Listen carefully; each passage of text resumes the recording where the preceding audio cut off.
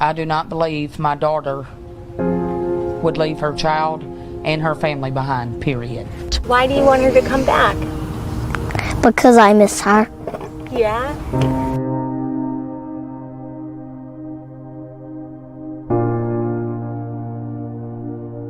Wood hasn't seen her daughter since May of 2012. Authorities say Brittney went missing after visiting her uncle Donald Hollins Sr. in Baldwin County. He committed suicide just days later. Yeah. What would you want her to know about? How fast we can sneak up on Mimi. I'm going to bring Brittney Wood home before I die. Brittney's disappearance brought out this huge family secret that's been going on for decades and finally brought it to a stop and brought charges against those involved. Again, this is something that had been happening unchecked for generations within the family, and it's finally come to an end. 11 people have been charged with disgusting crimes against children, and many of them are sitting in jail because of it.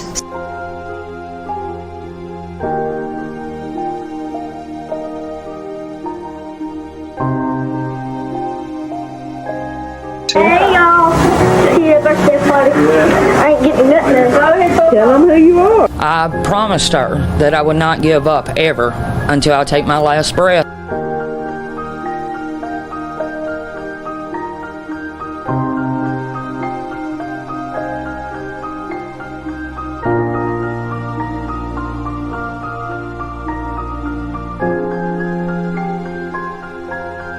What would you give her?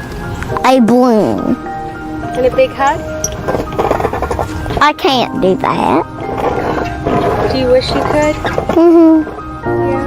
What would it mean to give your mom a hug? I miss her. She plans to send 26 messages in the sky. Here's one. Mom, I love you. I'm going to bring Brittney Wood home before I die. I'll be right back. Every step I take, every move I make, yeah. Every single day, every time I pray, I've been missing you, thinking of the day, yeah, when you went away. What a life to take, what a bone to break. I've been missing you.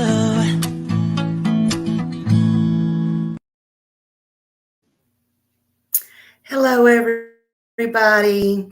Thank you for being in here. I do appreciate you being here so much. I wanted to let you know, there's my comments. I keep clicking them off. I'm sorry.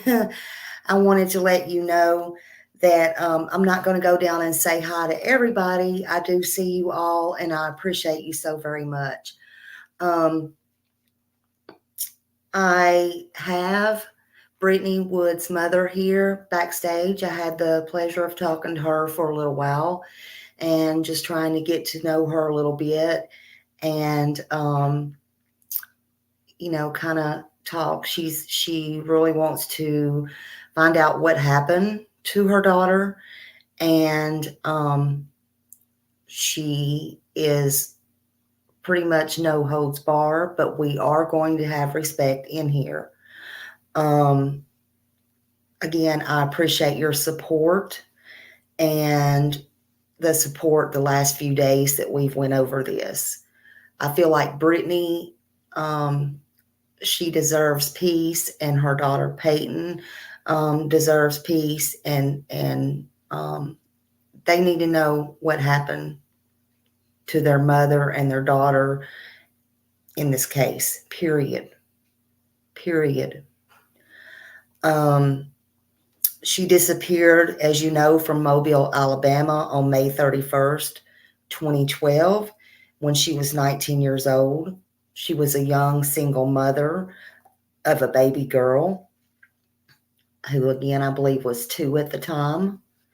And then, unfortunately, her disappearance shook the entire Alabama. When it was uncovered, there was many other things that had happened. And, you're welcome to your thoughts and opinions, but we are going to be kind here and we're going to concentrate on Brittney. We want her out in the public, in the light. Again, she deserves just like anybody else to be found. And that is the goal here. Nobody deserves to not be found. Please be respectful. Thank you. Her mother, Chessie Wood, again, is here. She's here to tell her story. She's here to tell us about Brittney. And we want to get her name and face out there. Please remember, though, you can't bring in one without bringing the other out. And there are triggers and warnings here. And let's welcome Chessie now. And let's, again, be respectful. Hi, Chessie. Hey, how you doing? I'm doing fine. How are you doing? I'm doing all right. Okay. I thank you for being here. I know it was not easy, but we want to get Brittney's name back out. Well, thank you for doing this for Brittney. You're welcome. I couldn't believe it when I heard it because, again, and as you were telling me, you couldn't believe I hadn't heard it being so close to Mobile. Right. It's actually aired in the UK, Australia, Canada, and America so far. Yeah. And tell us about, because it was a movie or it was a documentary about it. There was a documentary, and actually the broadcaster is back here in America as we speak, finding another location for it to get another contract. It was on the Peacock app for 2 years, and it did very, very well there. It's a 3-part documentary about this case, about the Brittney Wood case, and it's called Monsters in the Shadows. Okay. Is the name of it. You can look it up on YouTube, and there's bits and pieces, but I am in constant contact with the creator of the documentary, and he's going to let me know as soon as that air date's going to come and where it will be located again, because we have so many requests to see it. Yeah. So can you tell us, because first I'm sorry that what happened with Brittney. I'm sorry what happened, that you had to go through this with the entire family. I mean, even back generations, everything that Brittney had to go through to even get to this point. Can you tell us first of all, tell us what kind of person Brittney was from when she was a baby on. Well, we have pictures.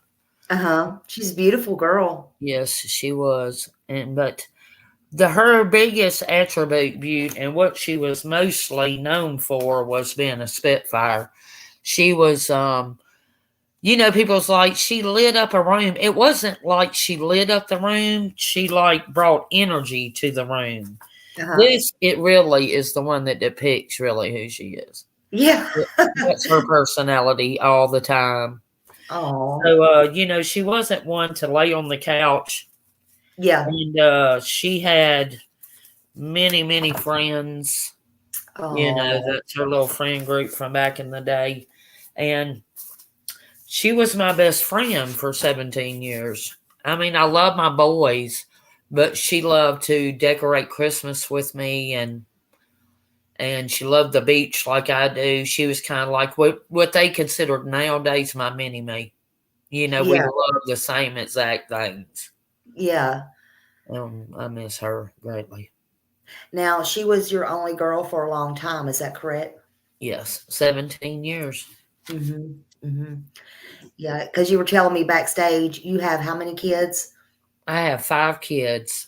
I had 3 at one time, 3.5 years apart. I waited 13 years, and I have 2 younger children now that are the same age as my 2 grandchildren.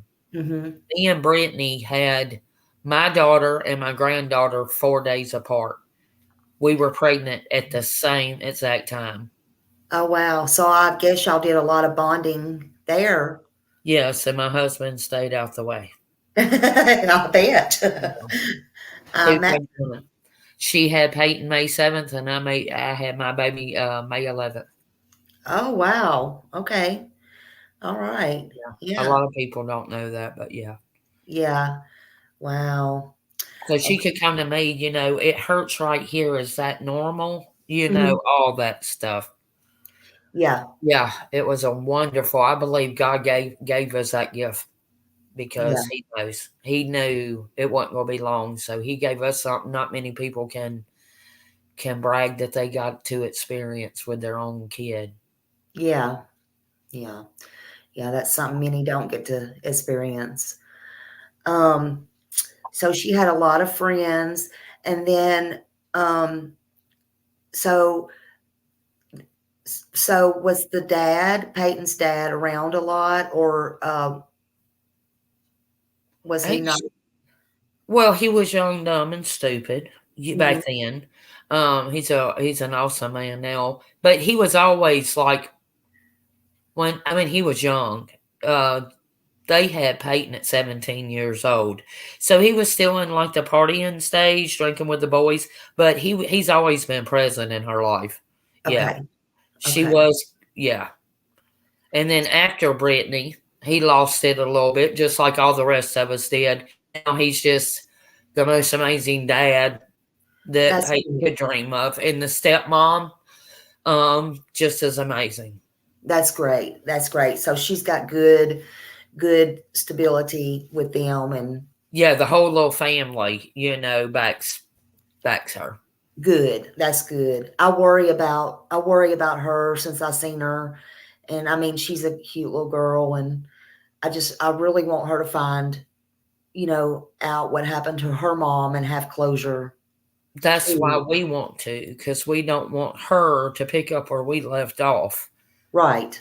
We want to give her them answers. Here it is. Baby, it's sad, but this is what happened. Right now, when she asked, all we can say is, I don't know. I don't know. Mhm. And she has remarked a few times, I think people's lying to me. I think they're trying to protect me. So all they say is, I don't know, but it's not. It's the truth. We don't know. Yeah. Yeah. So, I want to be fair with everybody. We've been going over this for a few days, so they've pretty much heard like videotapes and news clips and stuff like that. Um, and I want to try to do this the best way that I can, and I want to honor Brittney. First of all, I commend you for the whole 12 years now coming, staying with this and never giving up and wanting to, it couldn't have been easy for what you and your entire family has had to face. I don't really know how to say that. And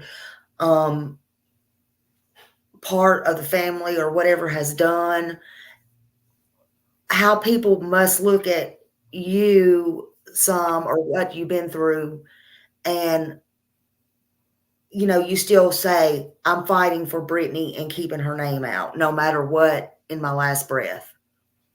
Well, I see a lot of mommies really doing what I do with missing kids. It's just something that happens. It's a fire that lights in your body that's uncontrollable, that you have to find your child and you have to have the answers of what happened to them. I think it's just they say there's no greater love than a mother's. And I believe that's where that fire comes from. It just sparks.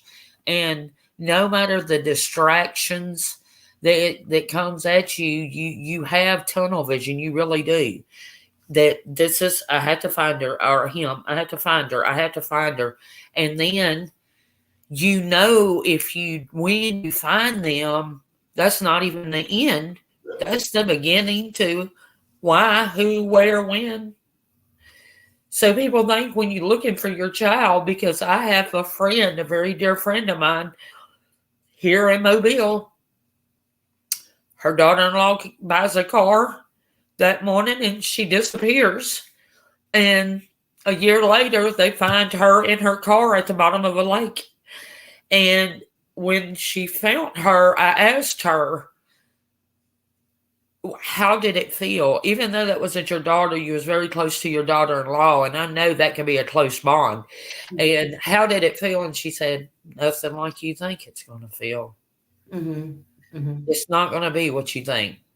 Because one is finalization that they are gone. And two, a whole new world of questions just swamped me. Why is she here? Who did this to her? You know? And she's still on a mission to try to find them very same questions. So, So it's not easy no matter who or what it is. It's heartbreaking. Can you tell us, so you were you and her dad was married, right? No.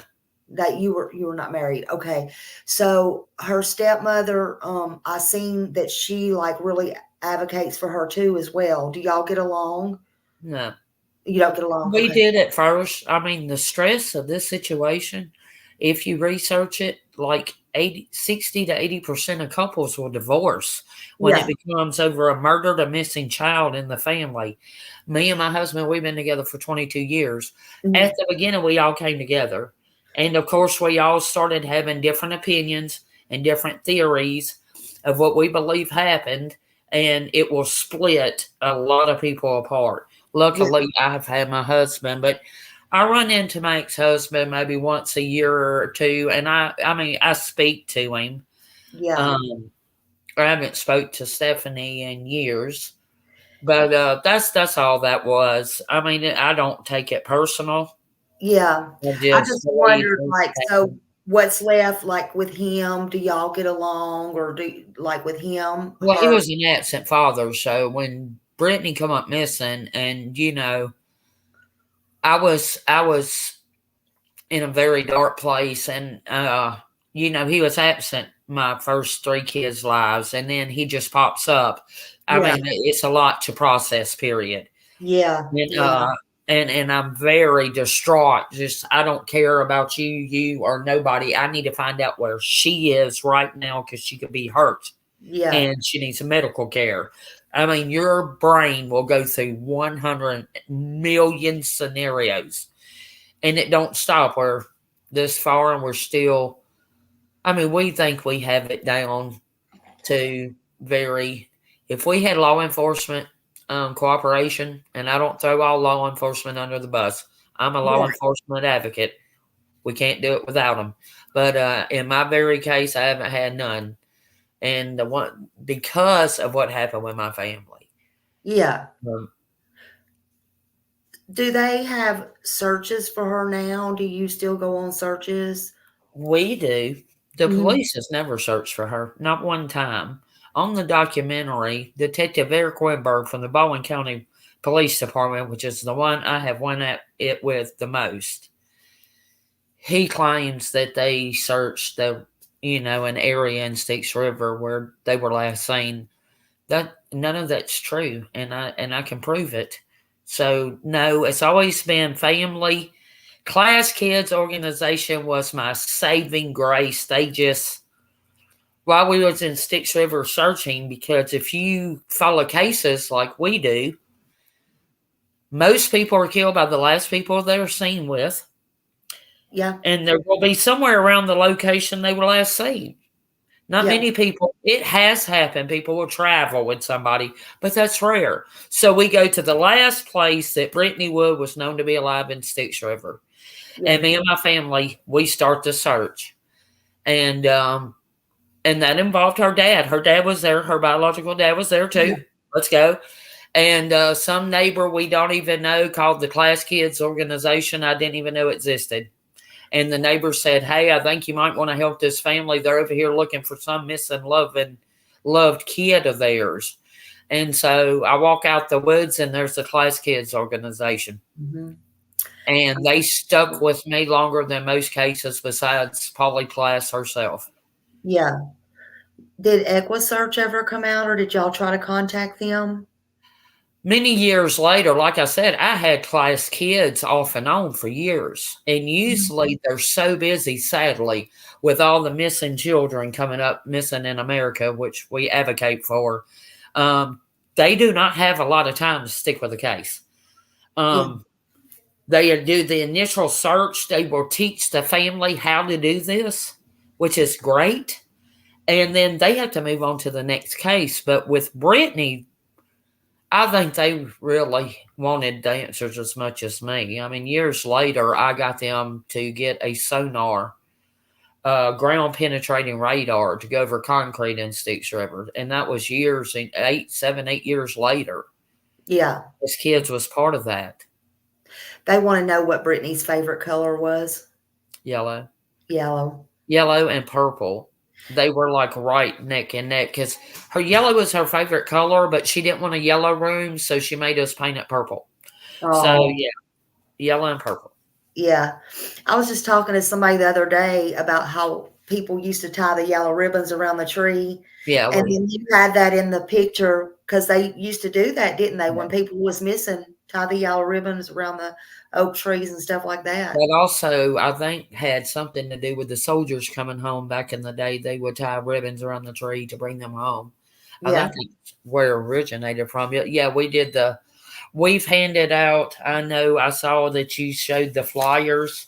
Yes. We've handed out approximately 7,500 flyers by hand.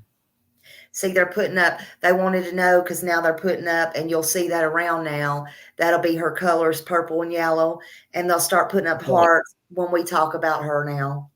Thanks. Thank you. That's awesome. That's awesome. She also had one tattoo on her leg, and it was a purple butterfly with her baby's name in it, Peyton. Oh. And so butterflies, when I see butterflies, they also mean a lot to me. Yeah. Yeah. Butterflies. Yeah. If it wasn't dark, I have a memorial set out back. It's a concrete bench with the angels playing their trumpets, and it's got a plaque, missing May 30th, 2012, until we see you again, Brittney Wood on it. Oh. And I grow long stem yellow roses that droop over the bench and the vases and stuff because that was her flower, yellow roses. Yep. There's the Blue Eyes Dumplings lady. She's the one that said her and her kids and friends went out searching several times. She was here the other night. That was her. Yes, I want to thank all the people. I know at one time in Styx River, we had over 800 people at that search. And I have searched everywhere, and people would just show up. It's amazing. Just complete strangers, and this is dangerous. We're in the woods, we're in the swamps, there's everything from snakes to God knows what thorns that will tear blood out, and they don't care. They got their boots on, and I want to thank you, Blue Eyes Dumpling, and anybody else out there that has been a part of my journey to find my daughter.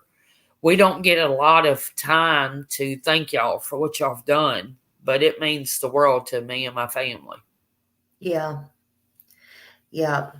And Tina, let's see, Tina is in chat showing support for Chessie too. Thank you, Tina. Yeah. I really appreciate it. Yeah, there's a lot of people in here showing support. What can I ask? Why did Brittney carry a gun? Because at the time her boyfriend was violent. Okay. And another friend of hers, which was a male, gave her the gun because we didn't want nothing ironically, we didn't want nothing to happen to her. Yeah. And I know a lot of people looked straight at him. And to tell you the truth, I could not stand him back then. Okay. He was wild. He was a young kid that was out of his element. He was kind of violent when he got drunk, but we had totally eliminated him from doing anything to Brittney because it was like, oh, it's the violent boyfriend. Yes, most of the time it is, but he has the perfect alibi. Mm-hmm. And that is, he was at a party talking to the cops because the neighbors called the cops because this party was too loud. And he was the one that was talking to the police at the time. Yeah, you can't have a better alibi than that. Another county. So, yeah, there's no better witness to place you somewhere than another police officer. Yeah, exactly. So, wipe him off. It's not, we know who killed Brittney. It's either going to be, and it's split here with the family, friends, law enforcement, everybody's kind of split. It's either going to be Donnie Holland or Wendy Holland killed my daughter. Yeah. If one of them did it, I believe the other one had knowledge. Wendy Holland knows what happened to my child. Yeah. She got the most time, right? 219 years. Yeah. Yeah. We kind of, for those that don't know, you probably need to go back and watch where I started this on part 1 on Brittney. With Brittney, when she went missing, we'll just go over it a little bit. We do want to keep Brittney in the spotlight, but when Brittney went missing, they ended up, well, in February, somebody in the family called in. They were not a victim.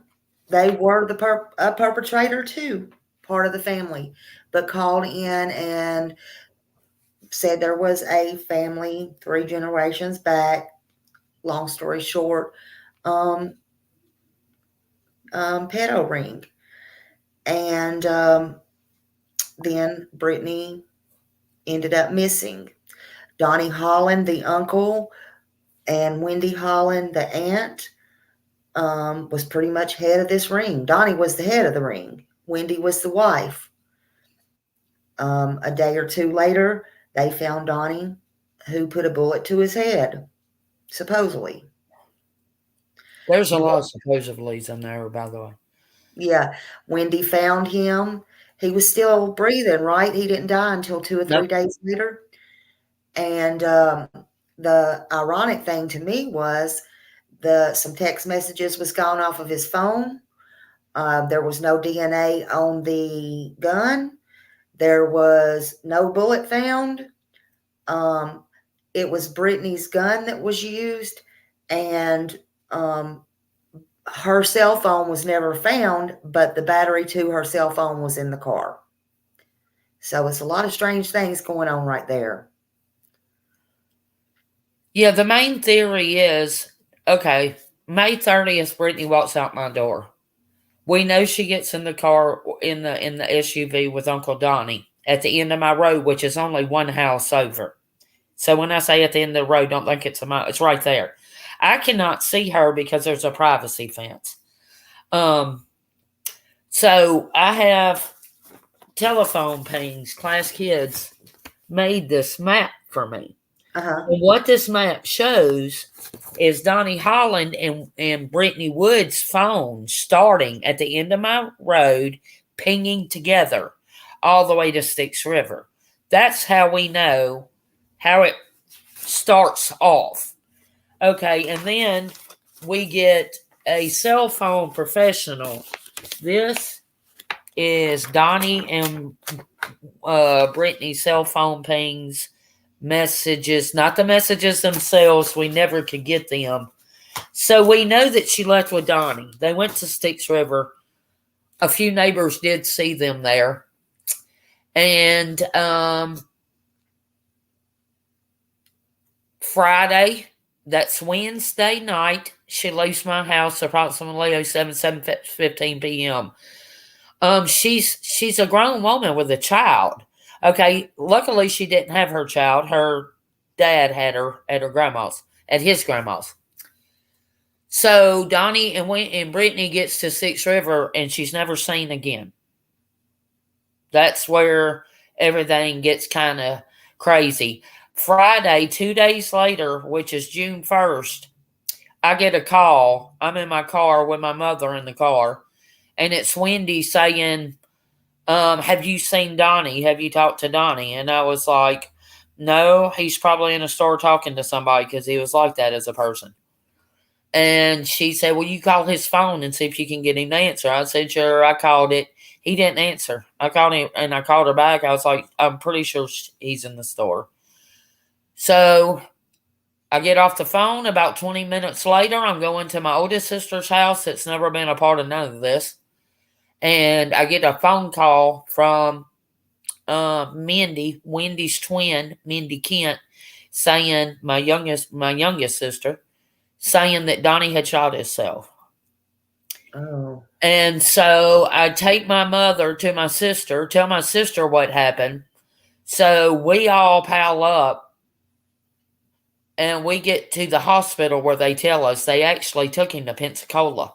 Because where he was, it was actually closer by helicopter to Pensacola. So we had to drive all the way to Pensacola. There was all kind of strange things that happened in that hospital. As far as Wendy putting on Facebook how cute the doctor was, while her husband is, and this is all verifiable. You can go look all over Facebook. It's right there.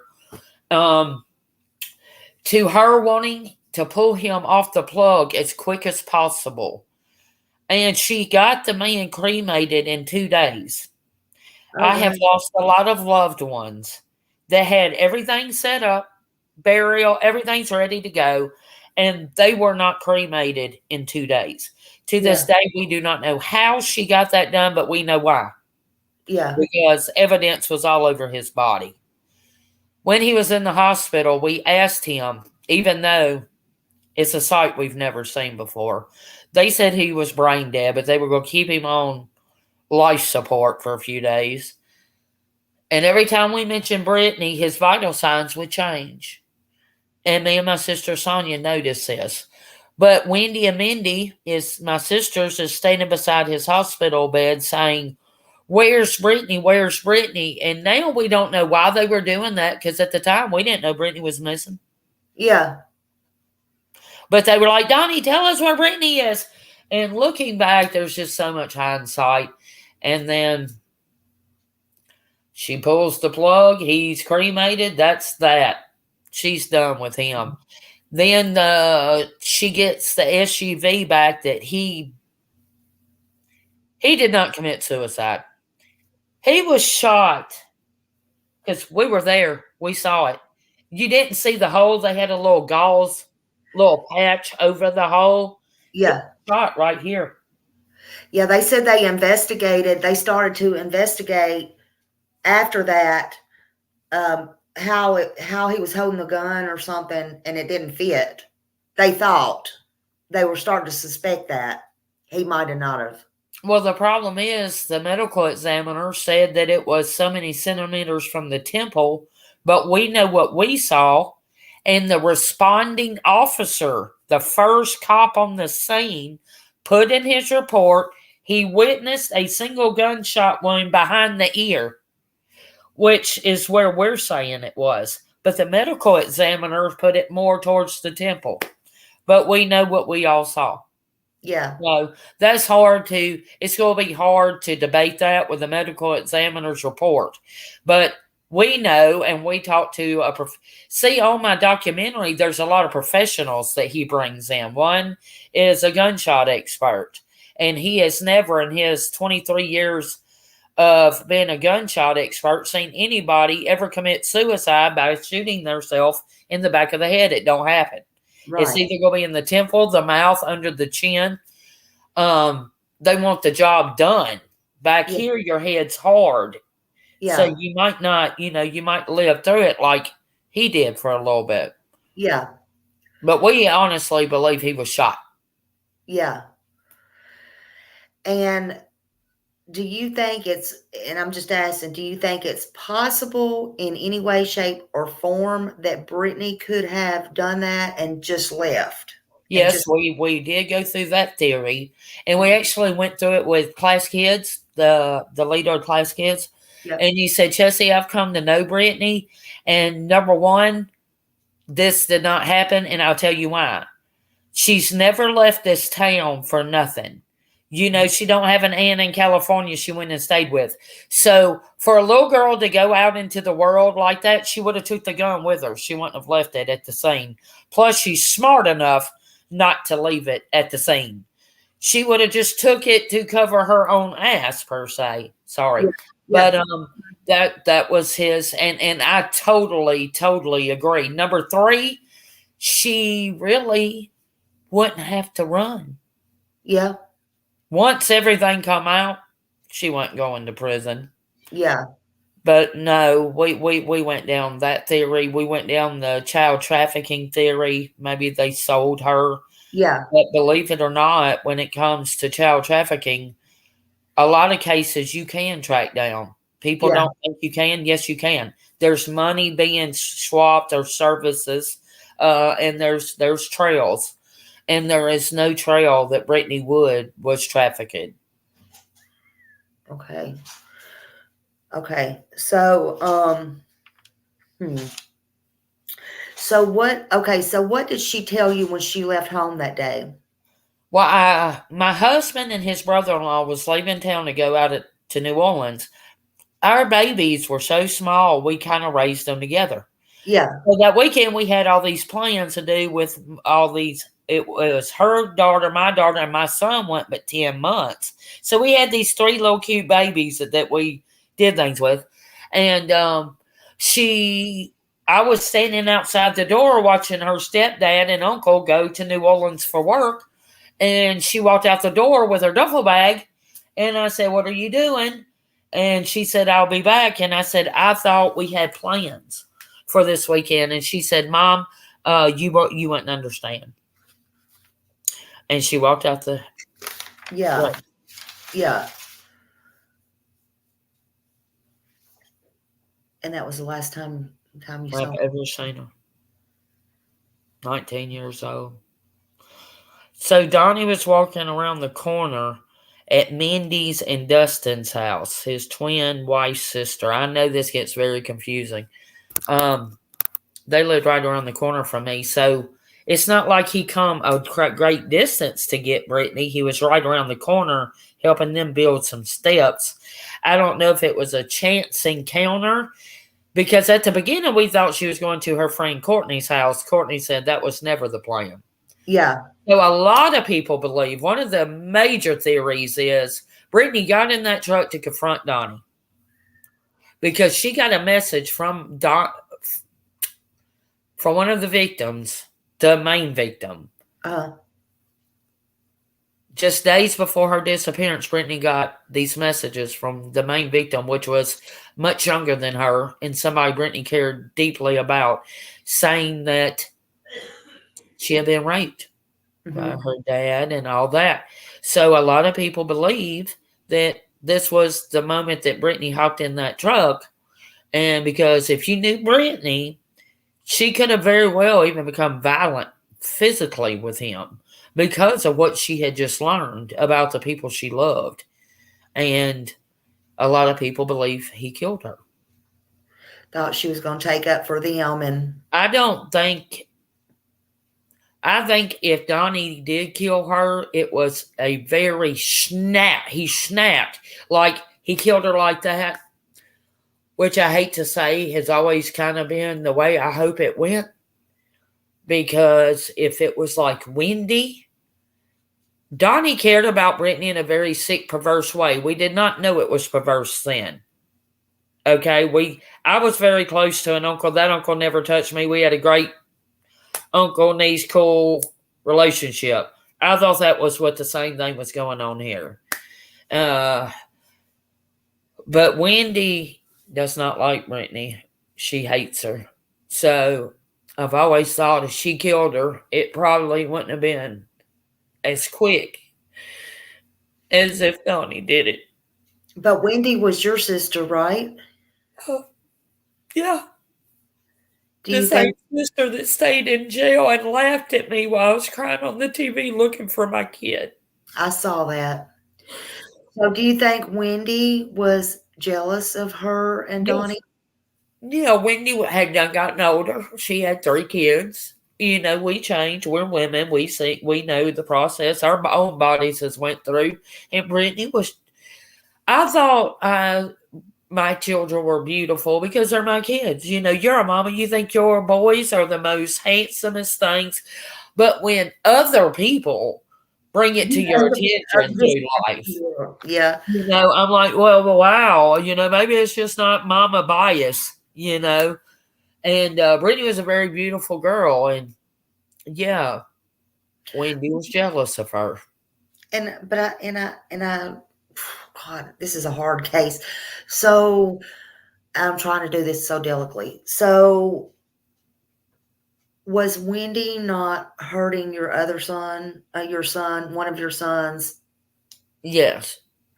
She I guess sexually assaulted one of my sons. My other son was spared just because he was he already. was the homebody. He was just a homebody. He wanted to be home all the time. So I guess the reason I brought that up is, and I'm sorry I had to do that. I guess the reason I said that is, if she was doing the same thing, why do you think she was so jealous of Brittney and Donnie? She wanted Donnie's attention too. See, listen, a lot of people have this wrong. Donnie was not the ringleader. Wendy wasn't even the ringleader. This story is so complex. It's Ronnie Robertson was the ringleader. And that was my mother's boyfriend. He was the ringleader. Okay. All right. So I just got on that today. I don't think I've brought him up in this with my people. He's the one that molested Brittney when she was 9, correct?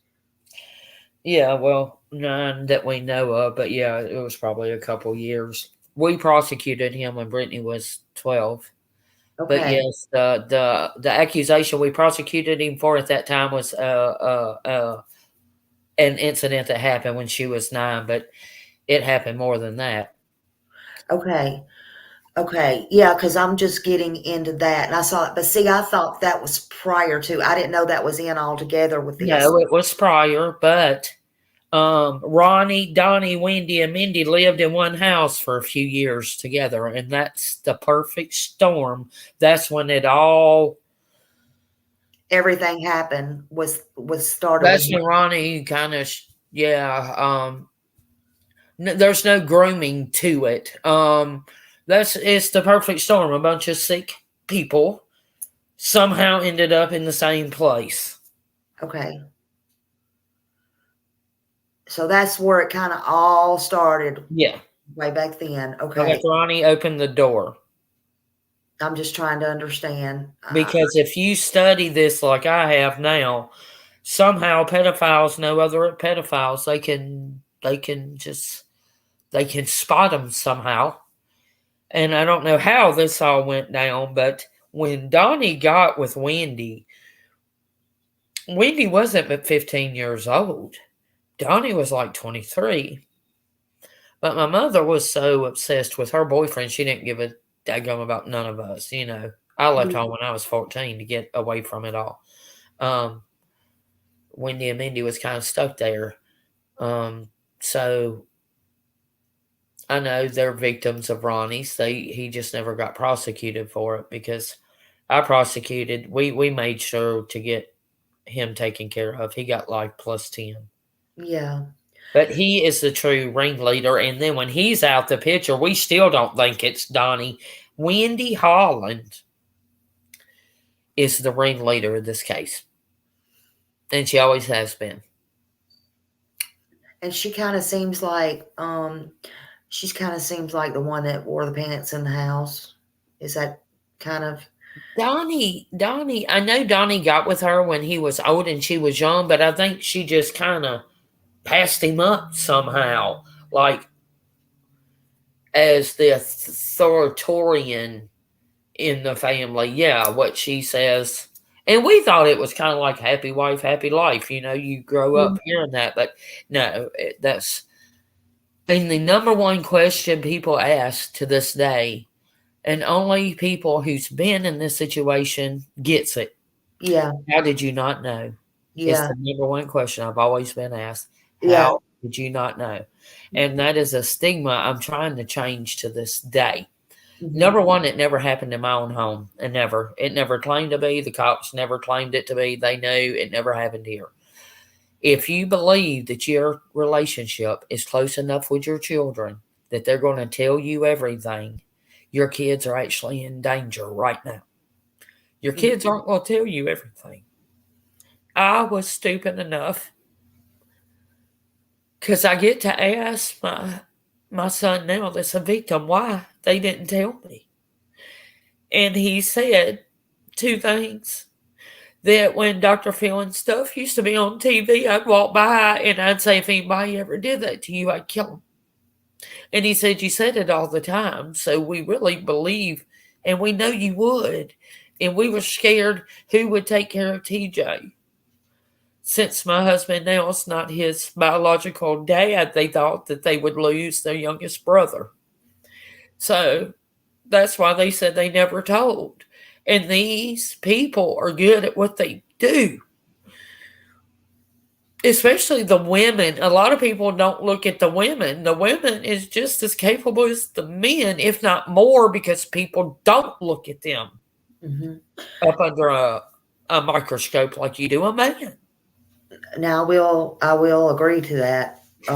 Seems like there is a part where they turn their head to that.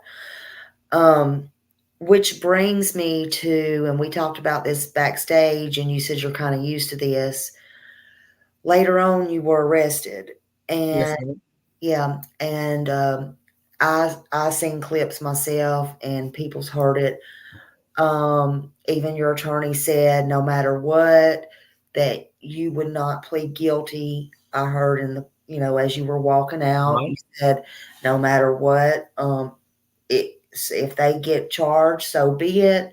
You will not. And then later on, you ended up taking a plea. I'm glad you asked this because I love to clarify this. Number one, when my lawyer took my case, he said, we will never plea. And I was like, good, because I'm not. It's my personality. I have to be right. When I'm right, I have to be right type personality. So I was game with that. It was 3.5 years of going to court. Every time I went, it was a circus. One time I went and the judge said, Miss Wood, sit back down. We're waiting on Channel 5 to get here. So there was more cameras on me. It was that type of thing. And then every time it was reset. That's what I heard for 3.5 years. I think I went to court 12 to 15 times. And the whole time I'm organizing search teams and stuff, getting the crackers and waters in the cars to go hit the woods as soon as we leave this courtroom. And I was facing 3 felony charges, all Class A. I have kids in the next room. You can look it up. It's all over there. Yeah, that's okay. Yeah, I do a lot of this, and because they're children. Yeah, but, that's okay. At the end, it wasn't even my lawyer. It was his paralegal called me up and said, Chessie, this is your life. You get to choose. You know we believe in you. But they have come to us with a Class C misdemeanor. No probation, no PO, no nothing. You sign this paper, they leave you on forever, and you just go on with your life. And you're not a felon. It's a Class C misdemeanor. It's the same crime as if you don't buckle your seatbelt in your car when you're driving. It's called, why do I always have a problem remembering? You said reckless endangerment. It's not of a child. It's just reckless endangerment. Look it up. My lawyer said it's like this. Have you ever, because I told them I will never plead guilty to something I didn't do. Yeah. And my lawyer said, have you ever went to a party, Chessie, when you were young and left that party maybe with a beer or two in your system and a friend in your car? And I said, yeah, I probably have, maybe a few times. And he said, you're guilty of reckless endangerment. So just, I just want you to know that's the line you're at. But he did not want to take the plea. My lawyer said he could beat it. He said, no problem. And plus, I just know when you know you didn't do something, there's no reason to drag this all out and make a circus out of this for everybody's entertainment. I need to go find my kid.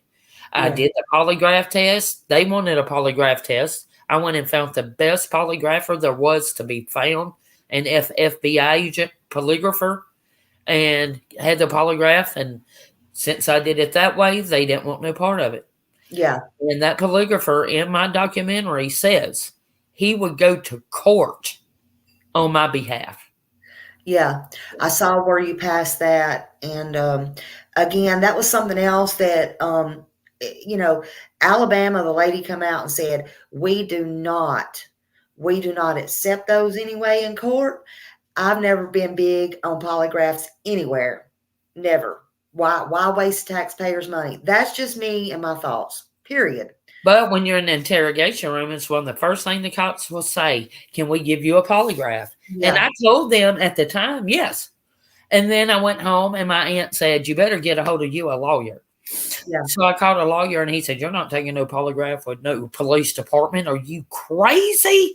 And it don't matter if you're innocent or guilty. You never take a polygraph with a police department. Nobody. Yeah. Because it's how they ask the question. And I was like, well, if you didn't do it, you're not going to fail anyway. And he said, never take a polygraph for the police department. We'll find the best one there is. I paid $500 cash for that polygrapher. And he said, now they have added more things to a polygraph test too. So the rate of it being accurate has went up. And actually it went up again since my polygraph, because it's been 11 years. And that polygrapher says now, by today's standards, I would pass it even on a higher scale. Yeah. Because it got more technical. He said, but yes, if she was to do it today, she would even score higher. But I wasn't afraid of none of it because I didn't do it. Yeah. Yeah. They got mixed. It wasn't just me, ma'am. Yeah. My brother, the one that called, they convicted my brother on him shaking his head, yes, during questioning. Oh, wow. See, I need the documentary because this is all on their proof where the police, Detective Eric Winberg, says, well, if you look at him, every time I ask something, he'll answer no, but he shakes his head yes. Well, let me tell you something. I do that a lot. You just did it too. It's to acknowledge that you're listening, that you're engaged. Yeah. A lot of people, I think it's a Southern thing too, that we shake our head to acknowledge, but he thought that was a symbol of guilt. And how do we know who was innocent and who was guilty? Nelton Morgan is also innocent in this. Wendy Holland gets 229 years. Let's just look at their sentences. Mindy gets 40 years. This is all day for day. None of them can get paroled or early time. 229. Mindy gets 40. Billy Brownlee gets 70. My brother Scott Wood gets 3. Nelton Morgan got 2 years in the county jail and released. Mm-hmm. See, there was no follow-up to what happened to these people. Why did these people get these day-for-day charges?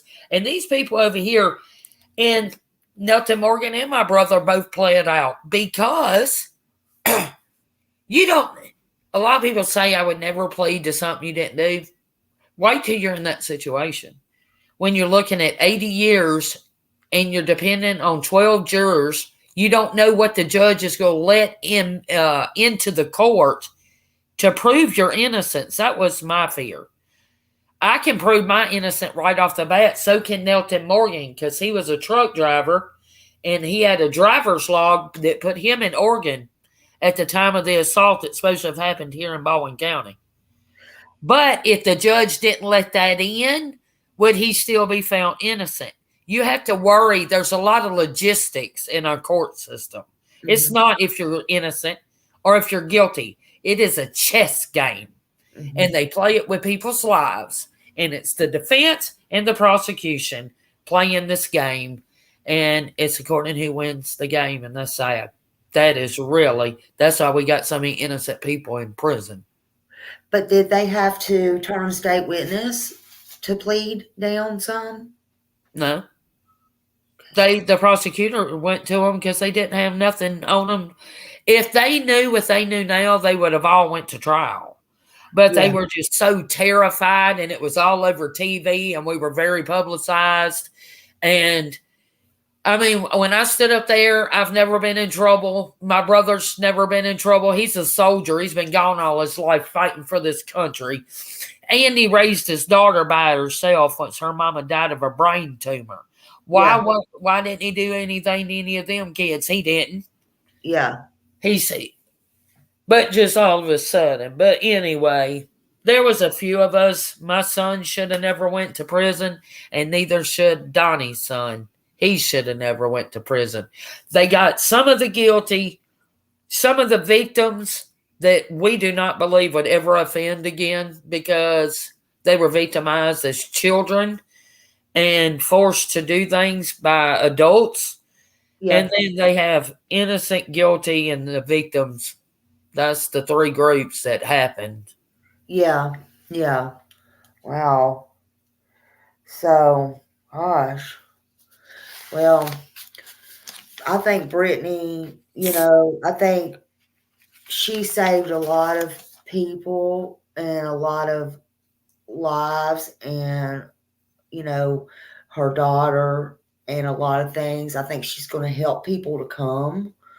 And I think you told me that you were doing advocating now, and I really want to get a search team together because class kids stopped. The main one that was my saving grace, Brad Dennis, for some reason resigned, and I thought he would do it to his dying breath. So I know about the Texas Eco Search.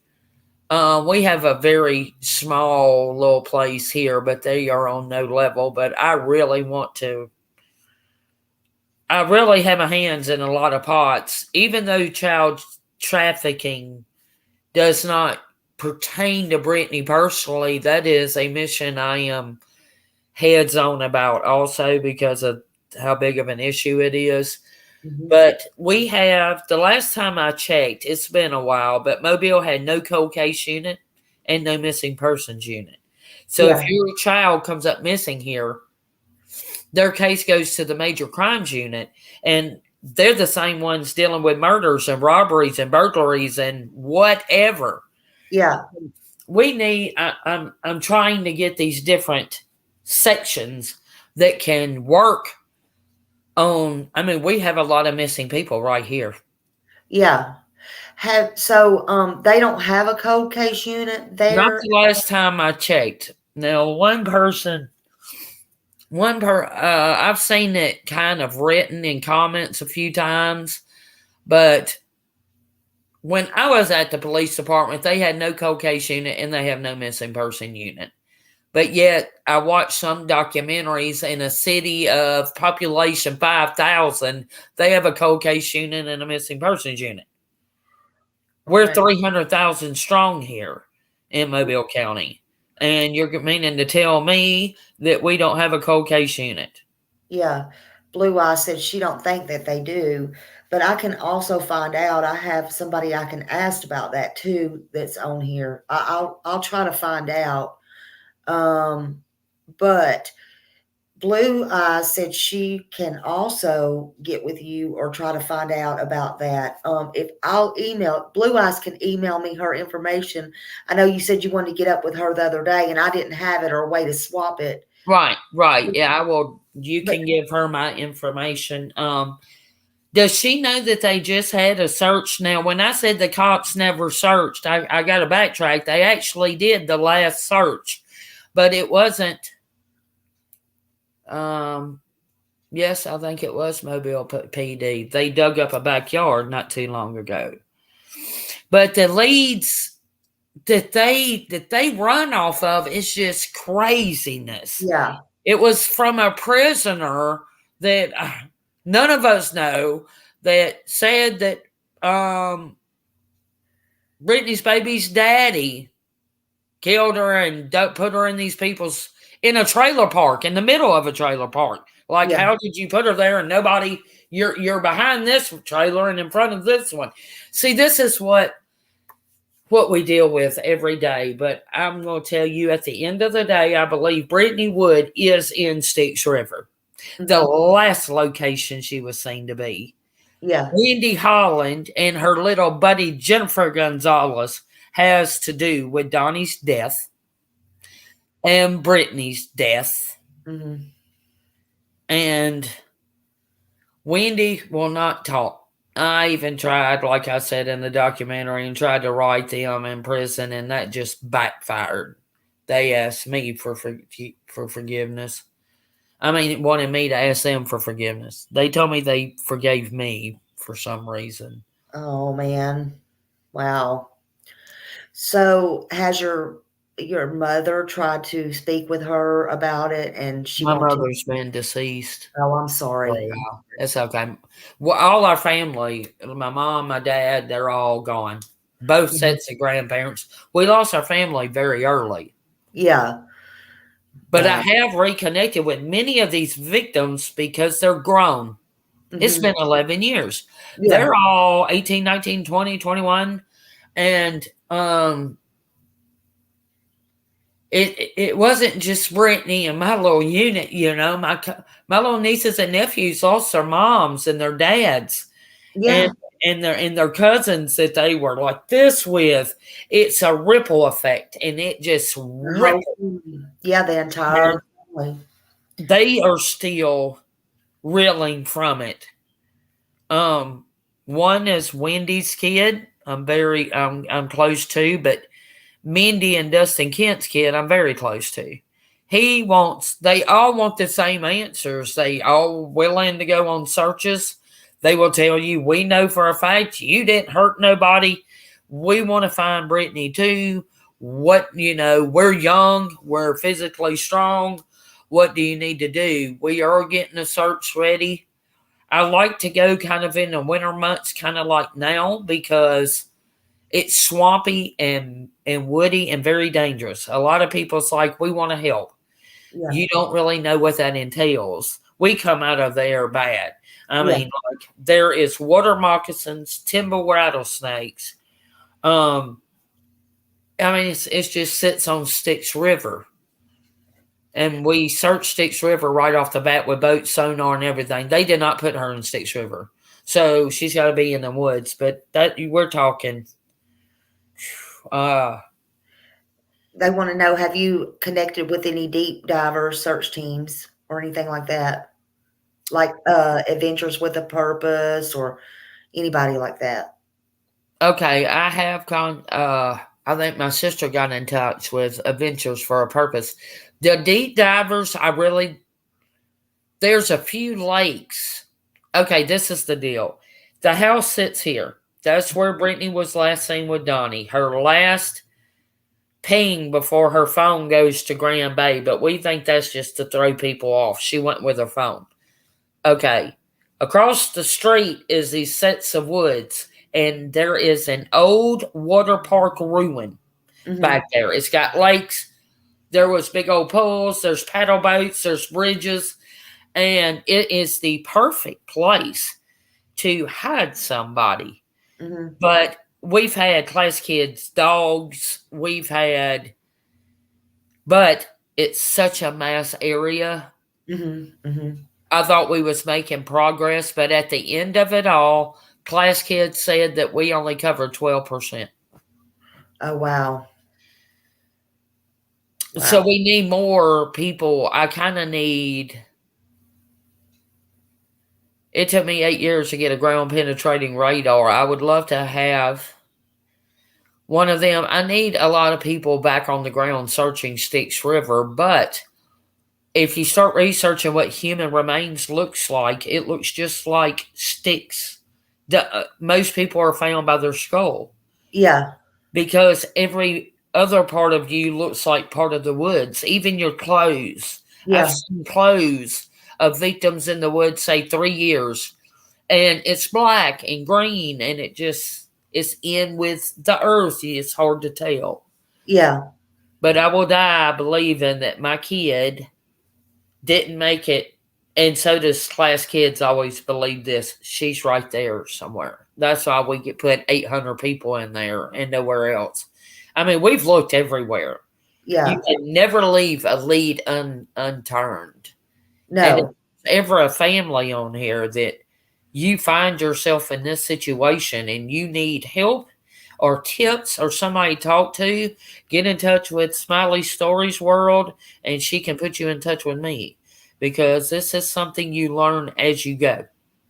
Absolutely. And I'll be more than happy to help with anything I can. I even was telling Blue Eyes that day, hey, I would help her, and same with you. If y'all know that you're going to get a search ready or whatever, I'm not that far from Mobile. I'd be more than happy to do what I Or, can. like, my biggest message is, if you're a Brittney and you can't tell no one, I am on Facebook. My name is Chessie Wood, Chessie Wood, no S. Message me on Facebook. I have many people who have.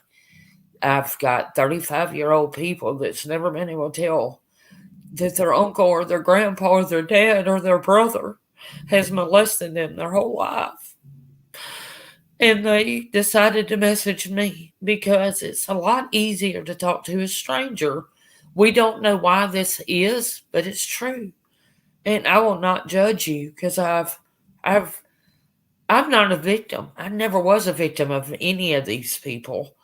But I've been around so many that I feel like I would never judge you. I'm not going to call your parents and say, so-and-so contacted me and told me this on social media.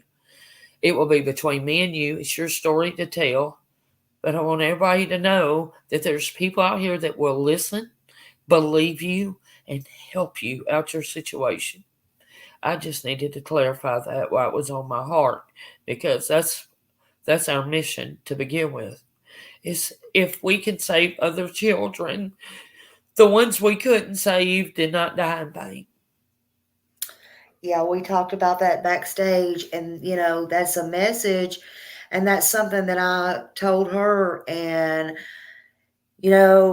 I'm for the victim, but I'm trying to be fair all around, and I'm trying not to judge anything, because I so much from my heart want this to help anybody and everybody, whether they're a victim or they can't tell, or whatever. I want this to be able to help people and to help understand, and people to get their stories out or feel safe, however it can help anybody. Because some people go to their graves never telling what happened to them. Nope. And this is just horrible. And then in the same token, there is still Brittney missing. And then there's still, somebody without a daughter, an aunt, a cousin, a sister, a mother, and there still needs to be closure done. Yes. And there's all these things that you never expected and people don't know about. I mean, they know, they hear it, all your life you hear it, but until you get intertwined with it, you don't know. And like I told you backstage, if you are a parent and you believe that your children are so close to you that they're going to tell you every aspect of their life, you have got to realize how groomers work. They don't always even threaten your children. That's kind of somewhat of an old technique they do. Now they make them believe that this is a form of love and compassion that's normal. And that is their little secret. In this house, we keep no secret. Like, we don't even keep a secret about a birthday gift, because that is glorifying that secrets are all right. And then here comes these kind of secrets. So now in my household, there is no form of a secret, not even cute little silly ones that we did back, innocently, because that gives your child this sense that if this person's hurting me and they're telling me to keep it a secret, that's fine, because mommy told me to keep daddy's birthday present a secret, and that was fine with them. So, I mean, there's a lot to learn off tragedy and tragic events, sadly. But if we can help find a missing person, a trafficked person, put pedophiles away and quit. Like, we act like Jeffrey Epstein was the only pedophile that's ever roamed this country. Yes. Yes. Okay, he's dead. They've identified most of the victims. Do you know how many Jeffrey Epsteins are here? Yeah. And we can't glorify these people. No. We can't glorify these people. I think, and people,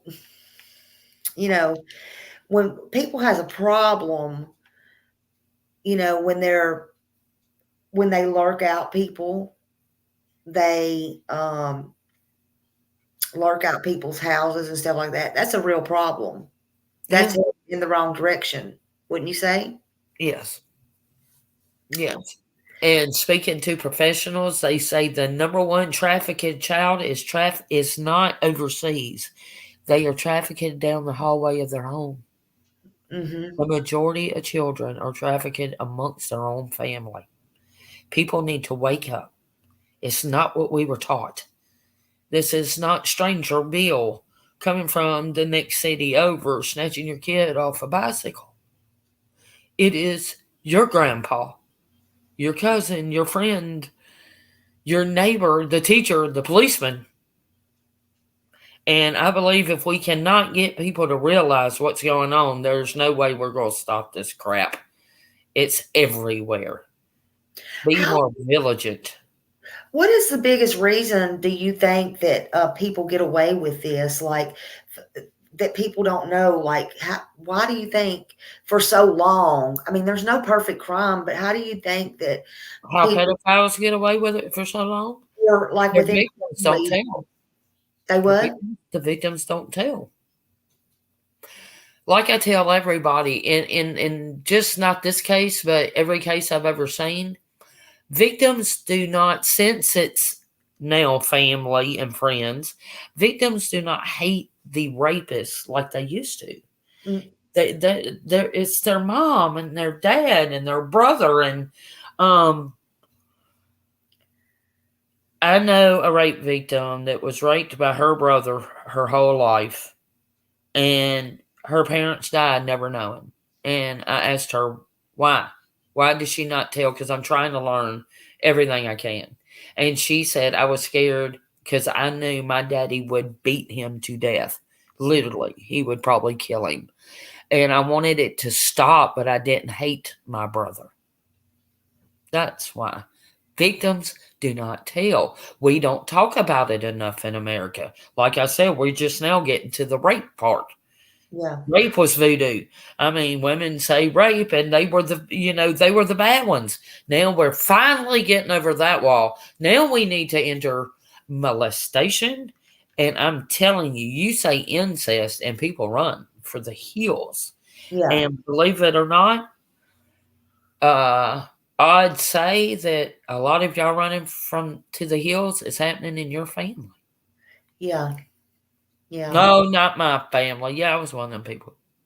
Not here. What wouldn't happen here?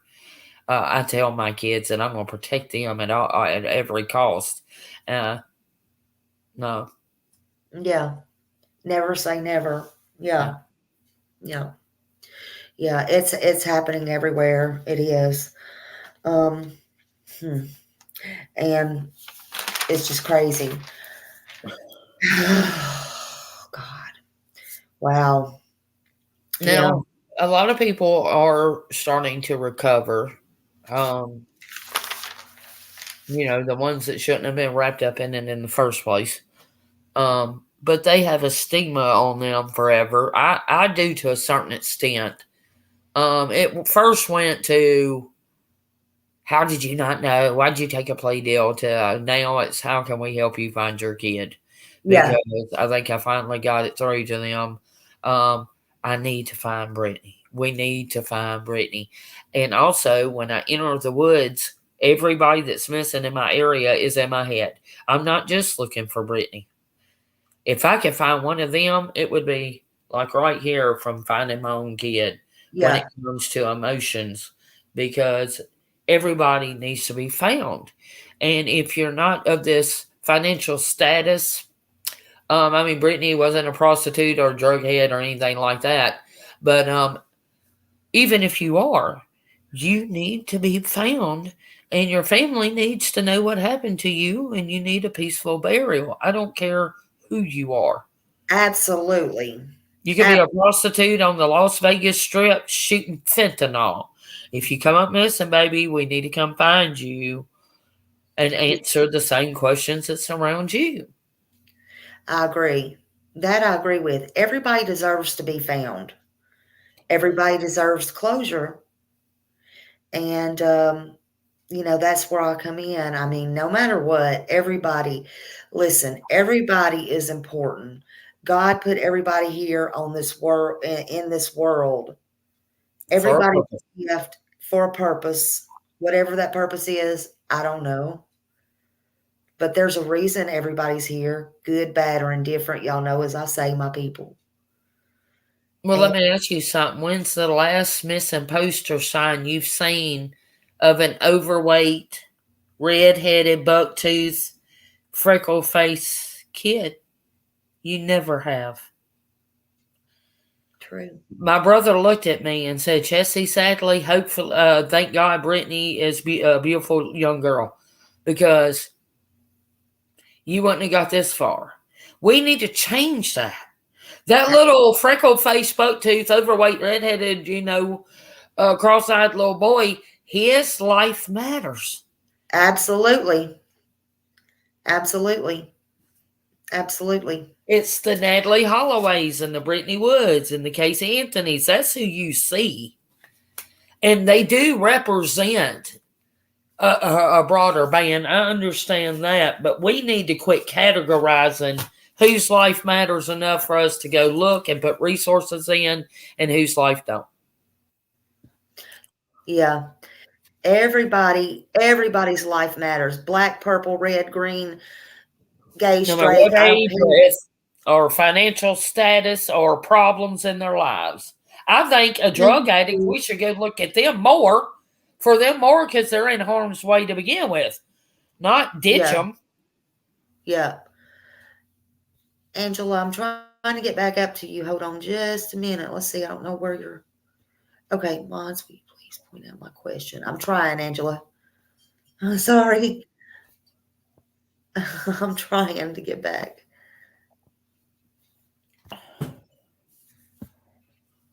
Okay.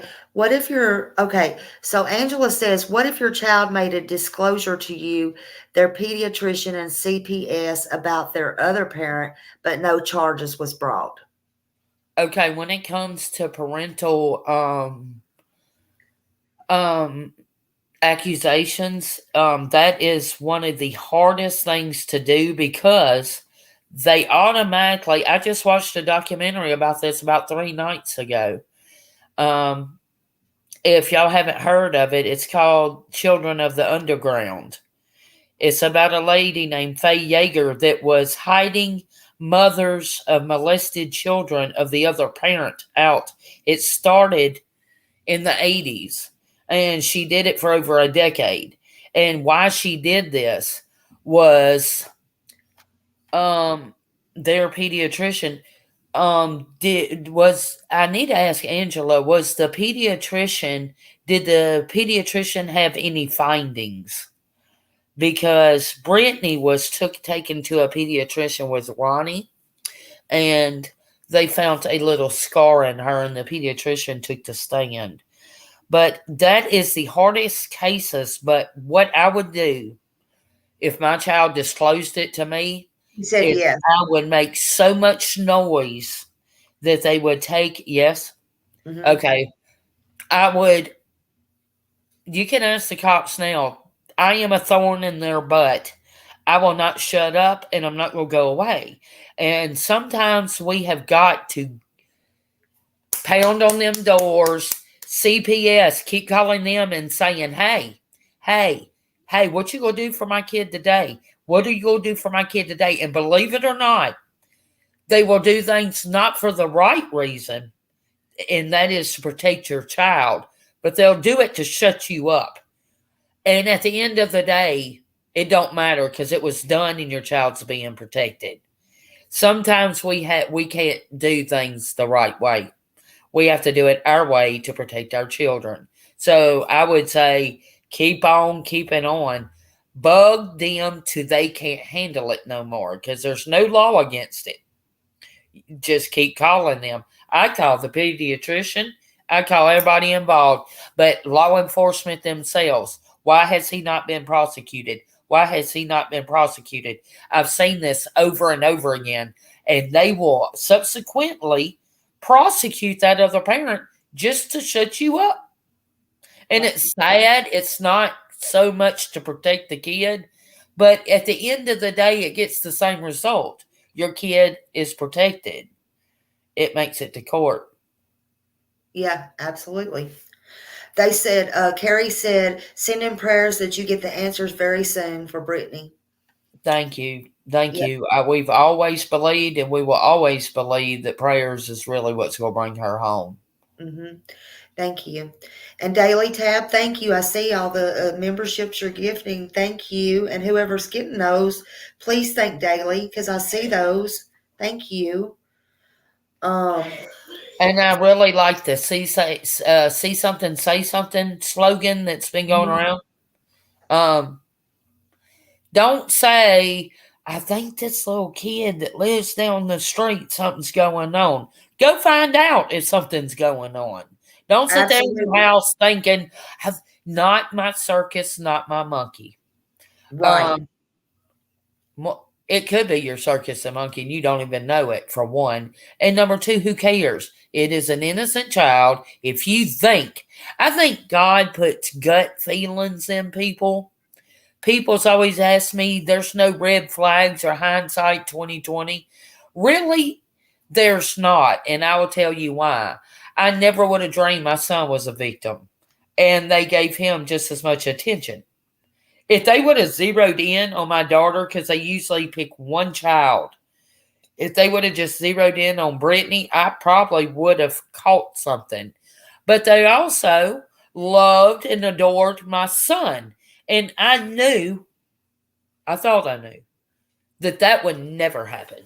You know, he is a manly man type boy, redneck boy, tough and rough, and he was a victim. So, yes. Wow. Yeah. And a lot of people wouldn't expect boys. I mean, I wouldn't think. Nope. And they're the hardest to recover because they start questioning their sexuality and stuff. For a little girl, I'm not underplaying little girls whatsoever. I'm just saying little boys don't tell. Mm-hmm. I mean, it's like 1 to 5 ratio. No kids tell whatsoever, but the ones that do, only it is a sheer number of little boys that it's not because it's not happening. They are more embarrassed and humiliated. Yeah. Even if that little boy is actually being molested by a woman. Yeah.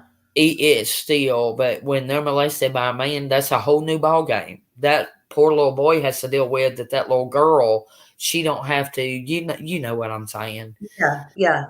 I've seen that struggle in children, that boys. Yeah. Wow. And my sister got sexual torture of a child. I saw that too. Yeah, I saw that too. Oh, yikes. Yikes. And these people are doing more to children than your imagination realm can even let you go. Yeah. Yeah, it's a lot. I mean, just people just don't know. And yeah, you're correct. It brings a lot of I'm sorry. We'll get to that. But I was going to say it brings a lot of mental issues that they were saying too. Because they don't know what's right, what's wrong, what's wrong with them. Right. You just don't know. And then a lot of them, if you get took to doctors, here we go. Here goes the medicine. Here goes, this. Let's try this. Let's try that. That's what they did to me. I tried. Everybody's like, you need help. You need help. And I went to doctors, and all they do, and they do it to victims too. They put them in la la land. Yeah. We don't want to be in La La Land. We want help and we want to get better. We don't want to be in zombie land. And Yeah. that's what they do to a lot of victims too. Yeah. Yeah. And they don't know, they don't know which way's up. I mean, but sometimes you need it, and sometimes it's just like crazy trying to figure out what's the right thing to be. God has been my answer. I threw all them pills away. I only was on them for like 3 or 4 days. It wasn't me. I threw them away, and I turned to my Lord and Savior, and it took me a while, but I'm here. I Yeah. do believe you have to walk through the fire. He says that you got to walk through the fire, and keep your eyes on me, and I did. Because I remember there was one day I fell down and I said, I can't do this. I'm going to court. I might go to prison for the rest of my life. And if I'm in prison, how am I going to look for Brittney? I can't look for Brittney in prison. And I said, take my hand, dear Lord. I can't do this alone. And he did. He walked me slap through everything. And here I am on the other side. So, yeah, prayers are powerful. But I see her little question. Yeah.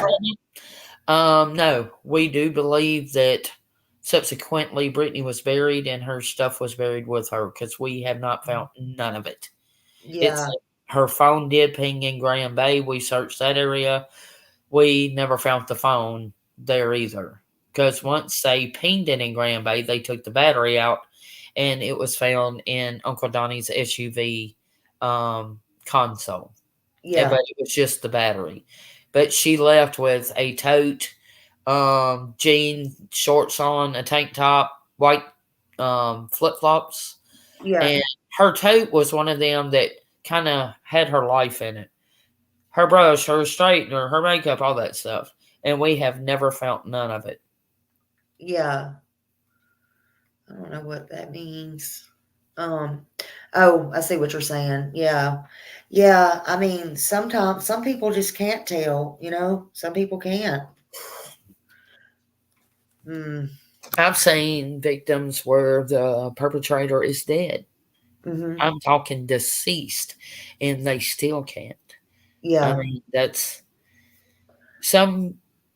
the biggest method is grooming. Now there are them violent pedophiles, but they have learned through time that grooming a child is the best way to go, because there's not a lot of resistance.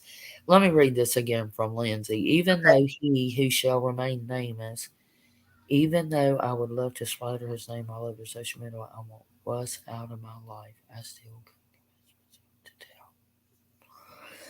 The only thing that I can say to these people, I don't know how old you are now, Lindsay, but I understand splattering itself over social media really doesn't do too much good anyway. A lot of people take it as you're just mad and slandering somebody, even though they're a full-fledged pedophile. Have you ever told? Because there's really not been a pedophile yet that only had one victim. The only pedophile that's ever had one victim is we luckily caught them when they started. But pedophiles have many, many victims. So if you can't tell, with technology today, I do believe some of these places that say you can remain anonymous, you really can remain anonymous, because they are trying to curve this issue. Once I told my mom we did. Well, did Columbus County do anything, Lindsay? I'm 39 years old now. Is this certain person still alive?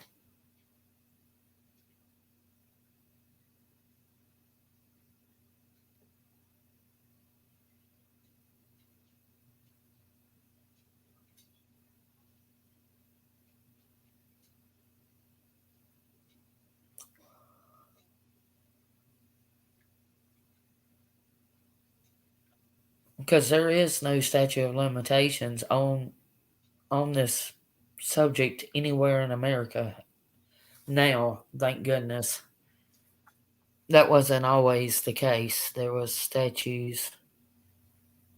And a lot of people they heal by moving on. I know some victims, and their perpetrators are in prison, and they still can't talk about it. Yeah. They're like, we left that life. This is how we have survived. We've left that life, and we made a family of our own, and we don't want to think about it. They compartmentalize it. But She said yes. he is. Yeah. Well, if you ever feel like you need to speak about it, I am non-judgmental. Like I said, hit me up on Facebook. I have plenty of people. A lot of people feel better once they talk about it. I mean, I let victims talk about it to the level they want to talk about it. They can make it very, very vague because it's a healing process. We all need to let it out to somebody. And 39, I'm so sorry that happened to you, Lindsay. Yeah. I'm pretty sure it's probably someone in your family. You do not have to answer that question. I'm not going to put you on the spot like that, but I just know how statistics are nowadays. But if you ever want to talk about it, I'm here. And if you ever want to, if you think you might need to do something about it for justice, I'm here. Yeah. It's never too late. Because I just cannot get pedophilia. I understand something ain't right. Okay, how you can look and get aroused by a child, but I just cannot figure it out. Why that would even be in existence. Why it's even a situation to begin with. But it is, so we have to address this situation. Yeah, it's out there and it has to be addressed because people don't understand. I mean, it happens. Why? I don't know. And that child can be the next Britney, Mhm. disappear because of it. Um, uh, She said he was not a blood relative. okay, good, Mhm. good, Mhm. good. Prayers for healing, Lindsay. Yes. That's so sad. Every time I hear it, it's just like, why is it taking us so long to talk about this when so many people is affected? It's not just Lindsay. Anybody that around Lindsay that knows her and cares about her, if she told anybody, it affects them. It affects everybody around the situation. We're just now wanting to talk about this. Absolutely. Really? In 2024? Yeah. But then you got to think, all of this may have come out anyway, but, your daughter, I mean, if she's helped so many people. You have to look at it that way. I I do. I mean, do. something positive has come out of this. And, you know, but we're going to have to continue to try to find her and continue to try to give her peace. Right. And, you know, Well, I have a page called Bring Brittney Wood Home. There's many pages by a lot of different people. I had the worldwide search for Brittney Wood, but somebody come up with something very close to it, and it become very confusing.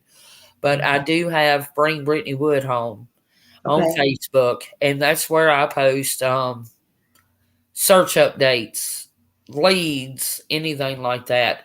We're trying to get in Wendy and Donnie's backyard right now. Uh-huh. Like I said, just because I truly believe Brittany's in Styx River, there are places that we have not.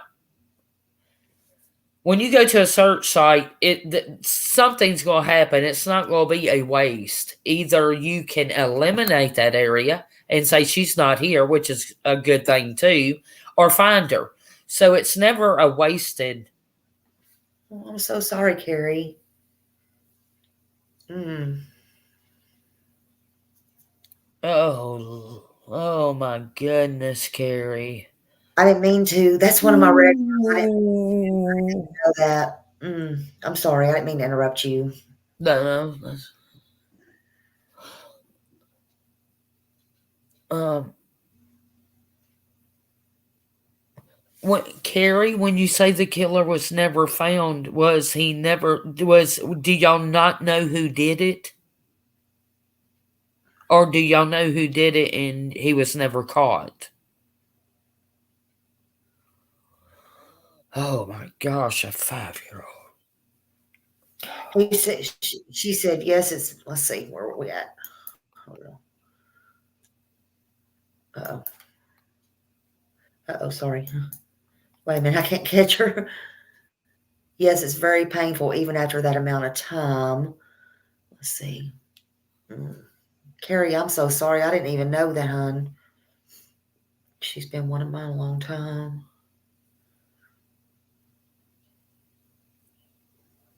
We don't know.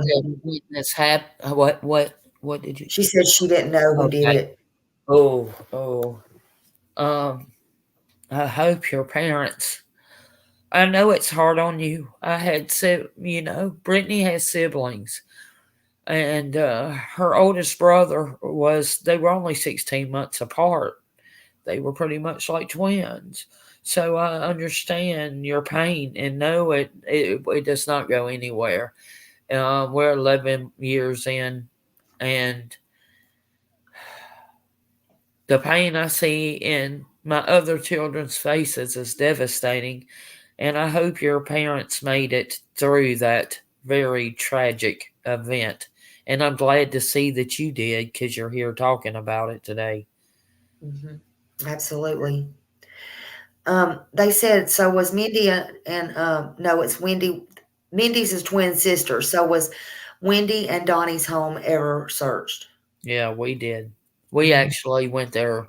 I don't know if the cops themselves did, but we went straight over there, kicked in the door, and tore up the whole house, searched under the house, the sheds.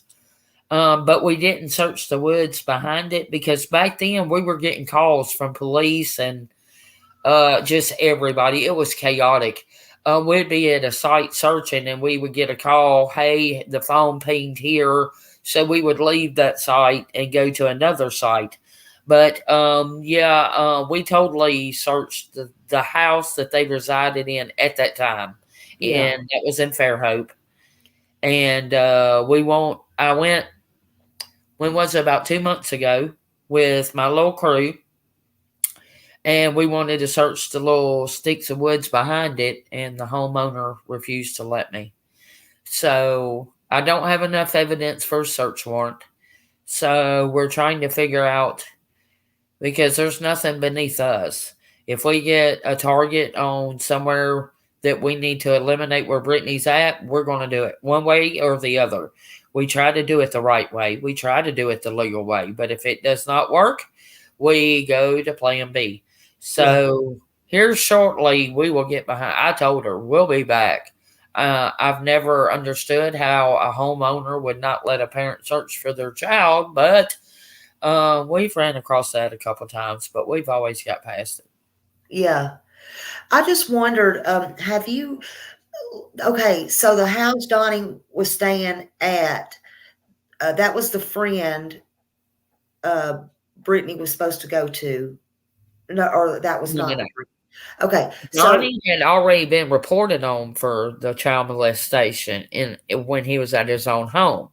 So he went to Styx River to stay with his and Wendy's good friend's vacation home. So that was Donnie's friend's vacation home in Styx River. Okay, so where he was living at, though, is that the girl's house that was with Wendy that found him? Yeah, that's her husband. Yeah, her and her husband's house. Yeah. Has that house ever been searched? Yes, we went to kick in that door as well, and the cops come in. They took all their CSI equipment in there, and they did find plenty of Brittney's stuff in the Styx River house. It was May 30th when she disappeared. May 7th and 11th was our daughter's birthdays. So there was presents in there of her daughters. Mm-hmm. They got so much stuff. Some of it we didn't even take out the box yet. It was unwrapped, just not out the box. We Poor baby didn't make it that far with her daughter. Mhm. But her clothes was there. But as far as blood splatter, any kind of criminal evidence, nothing was ever found. I have the stuff that come out that house. Yeah. Yeah. And it was mostly just her clothes and some of her baby stuff. And actually, back then, I went ahead and gave her baby them birthday presents. Yeah. Because, that's why Brittney bought them, was because she wanted her baby to have them. So Sure. instead of keeping them, the police department kept it for about 3 weeks. But we also, class kids asked me to bring it out and let them analyze it with gloves to see if the police department just was not on board. They never have been. Yeah. The police department here likes to pick and choose who's of value. Yeah. And it's sad, but it's true. And I tell them to their face, everything I say about them is nothing I have not told them. Yeah. I don't even know why they did that search in that backyard with the bulldozer not too long ago, because it made no sense. You would think the police department would call the family of the victim and say, hey, do you think this rings some kind of bell to you? Do you think this is possible? But police departments do not want to intertwine with the family of missing or murdered children. They want the pat on the back. Well, I know here they want the pat on the back. But police have got to realize that nobody knows that child better than the family. Yeah. You have to include the family members, and they never do. Yeah. Yeah. Oh, it's going to mess up the investigation. No, it will actually help the investigation. I'm trying to tell y'all. There are so many missing people in America right now. It is unreal. Mm-hmm. And evidently, y'all can't find them. So why don't you let us help you find them? And as far as molested children, the problem, I knew it was big. I thought I knew better than other people how big it was, and I'm even shocked. Yeah. I can sit here and scroll like the Wheel of Fortune thing and on stories that I personally received of people, my grandpa, my brother, and I was just in total awe. And people's like, it's starting to feel like you kind of fell into the Dr. Phil spot. You're not kind of obligated to these people. You're getting overwhelmed. I do feel obligated in the name of Brittney Wood to help these people. Yeah. I am obligated. I want to help another child before something happens to them. Or just like the woman that just wrote this, how old was she, 39? Yeah. She probably still needs to talk. She probably still needs to get all that out. And she's probably got it in a compartment somewhere. And we're trying to build this group to help these people. Yeah. Do you know of a group out there? Because I don't.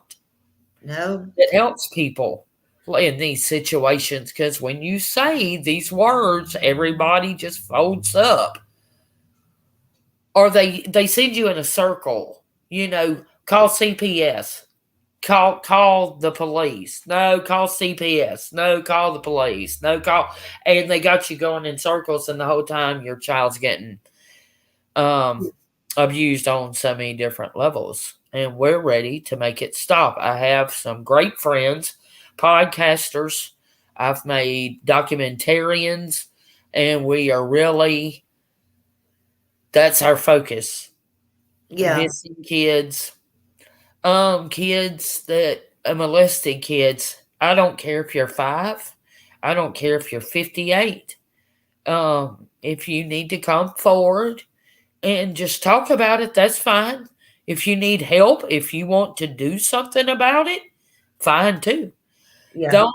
I don't have a name labeled as an organization yet. I'm trying to get all this together.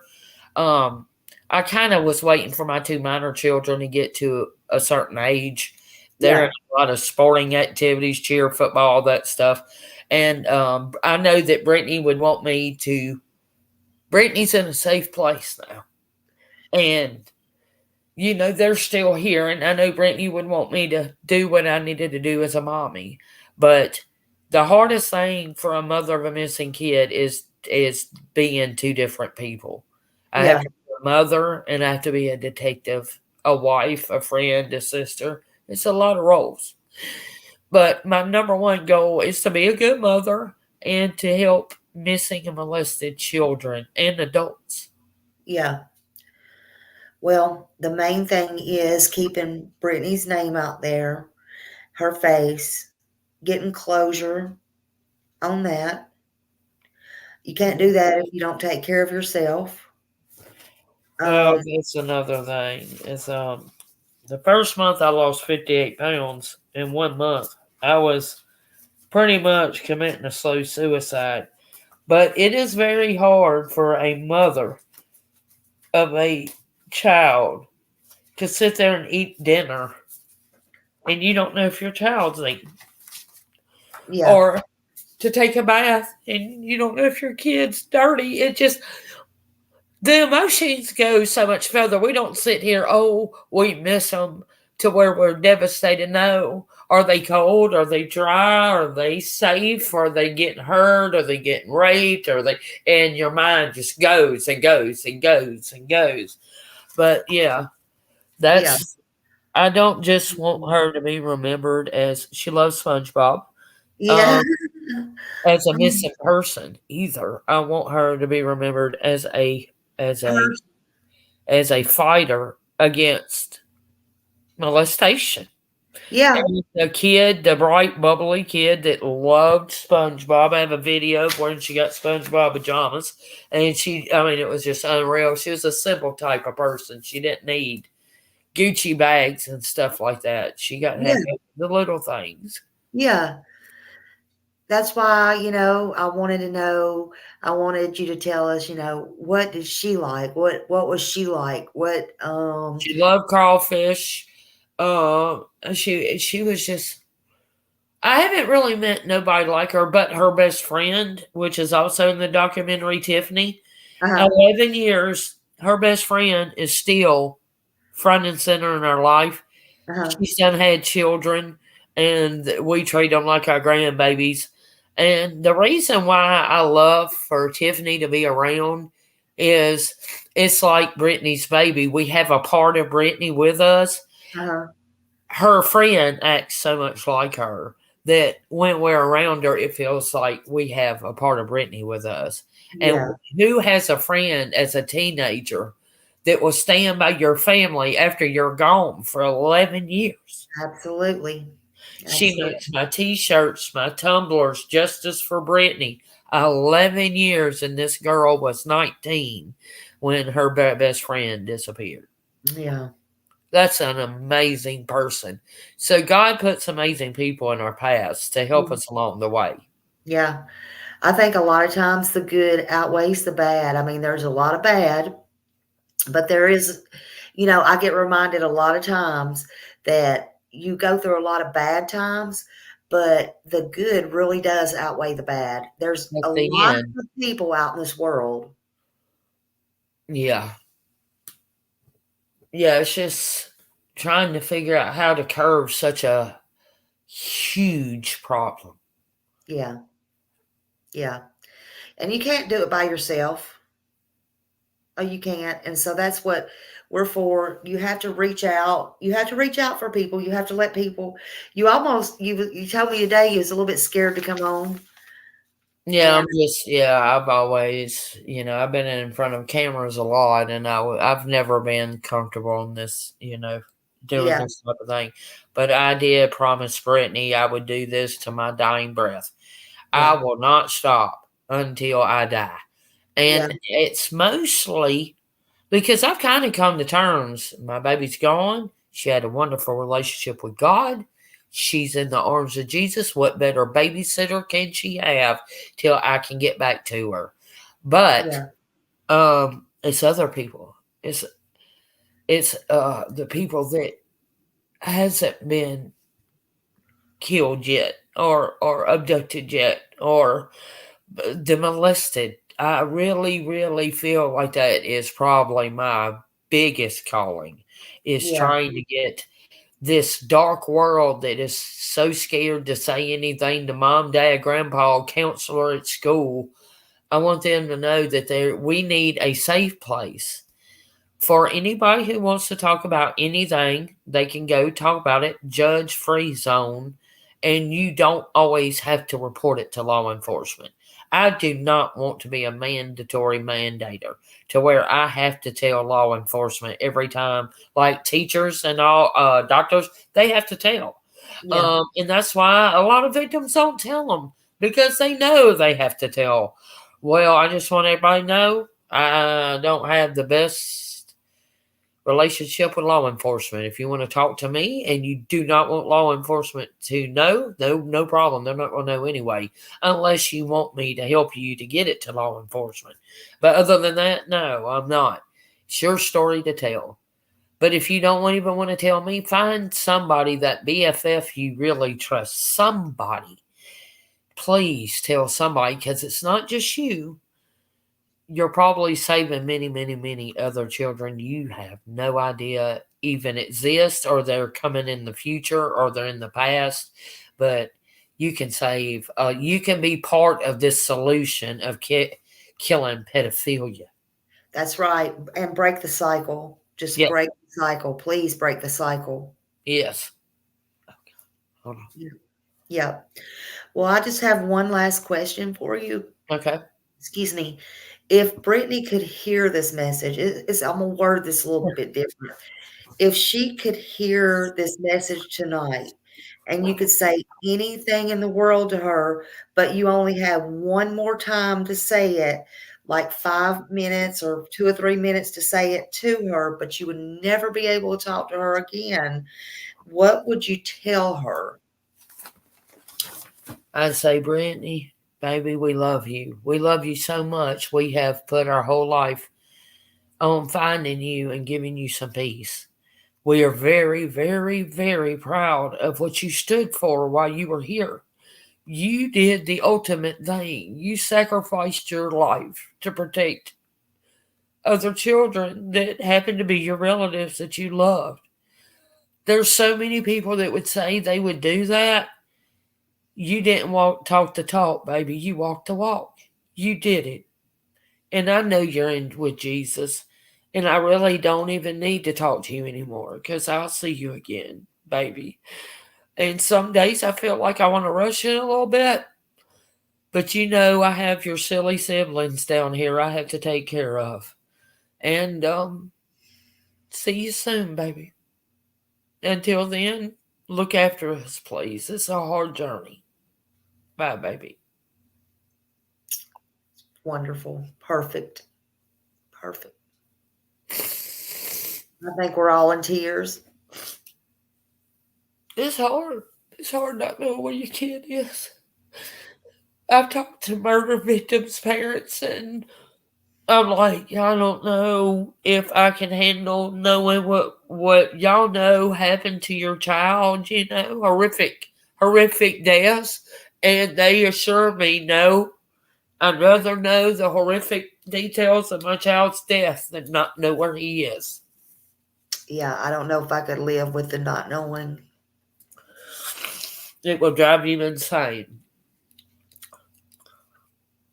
Yep. And then not knowing who's around you might have done it. I mean, we have a lot more to our case than most people with missing kids. There's a lot of parents, their kid walked out the door and poof, they were gone. They have nowhere to even start to look, Yeah. At least we do know, we have a narrowed down. I just hope and pray one day that Wendy, even though she's been diagnosed with so many different mental defects, I don't know if she's capable of feeling guilt. I really don't think she has the capacity to feel empathy or guilt. So I really don't think the answers will come from her. But my God, there's no limit on my God. And the day that's all I'm waiting for is his timing. And at first I got a little angry, but now that I think about it, I'm glad I didn't find my baby up in the woods decayed or whatever. God does some things for our protection. And actually, now I do thank Him for protecting me in certain situations. Like, let me find her that way. But I do want to find her and put her to rest. Not for me. My life's almost over. I Yeah. want to do it for her baby. Her baby needs answers to where her mommy is and what happened to her mommy. Because she just started her life. And she does have a lot of struggles going on right now. She just turned 13, where she should be asking her mom about her period and boyfriends and proms. And she has stepmom, and stepmom's great, but nobody replaces mom. You know? Nope. You only get one mother. Yep, she really wants to know what happened. But I want to thank you, and I want to thank y'all all for supporting Brittney. And any updates, I will always let everyone know if there's any new. There's usually something that kind of drops down about once a year from crazy places like the search they just did. I mean, I went to the search site and they're going to tell me, well, go home and we'll call you. Yeah. And I looked down and said, you were crazy if you think I'm leaving here. And I really didn't think there was any possibility she was there, but I still ain't going to leave. Yeah. Will you please, keep me updated, and I will continue to let little things out and keep her pictures out and talk about her.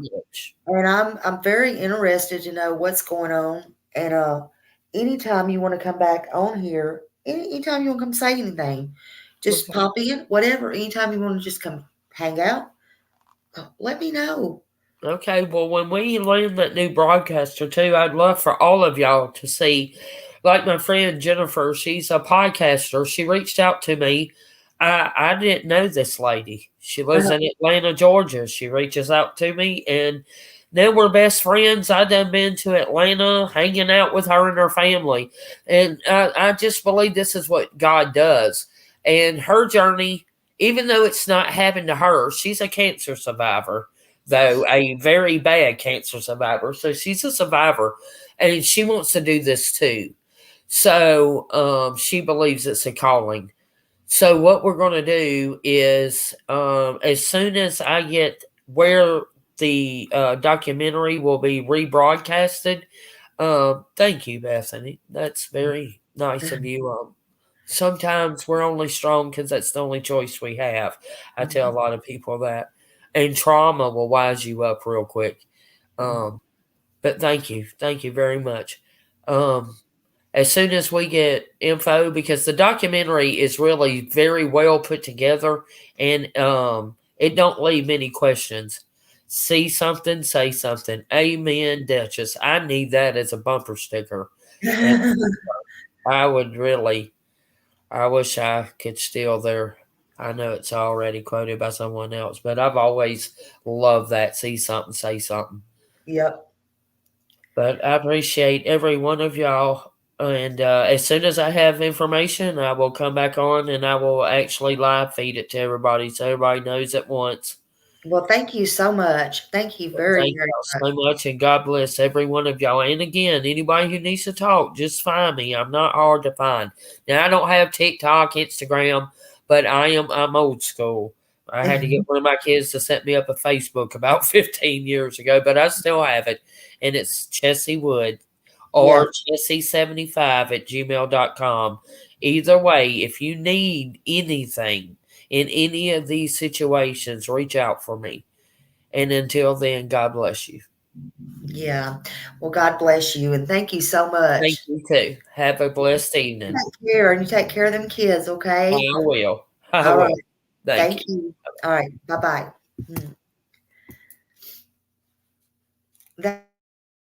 That was, I hate that. It's so sad. It's so sad. Anything can happen, y'all, and you just never know. Again, I just tell you, in the blink of an eye, you never know. Hug your loved ones, you never know. You never, never know. You never say never. We just, we never know. Yeah, and she's welcome to come back anytime because we do have a lot of laughs over here. We try to mix things up. This is one of the saddest cases I've ever heard of. And again, we do want to keep Brittney's name and her face out here, just like we do Summers and just like we do Michael's and anybody else. We want to bring all of these people home and everything. Tamara, I'm so sorry. I am so sorry. She said, I lost 2 family members 30 days apart. You never know. You absolutely don't. Lindsay said, thanks, Smiley. This is my first time watching one of your lives, by the way. Oh, Lindsay, thank you for being here. Thank you. Yeah, she is a strong lady. I'm glad she came on. Yeah, she's very sweet, and prayers she gets justice. Yeah, it kind of changes your perspective when you can hear them and see them in person and everything. And I'm just glad she, she came on. She's fighting for her daughter, and she didn't give up hope. And she gave some good advice to a lot of people, I think. And, thank you, friend. Thank you. Butterflies, purple and yellow hearts. Brittney's favorite colors. Brittney's favorite colors. I want to thank Daily. I was seeing all the memberships. I hope y'all got to thank her for all the wonderful memberships and everything. How many did she gift, Millie? I was not trying to ignore anybody.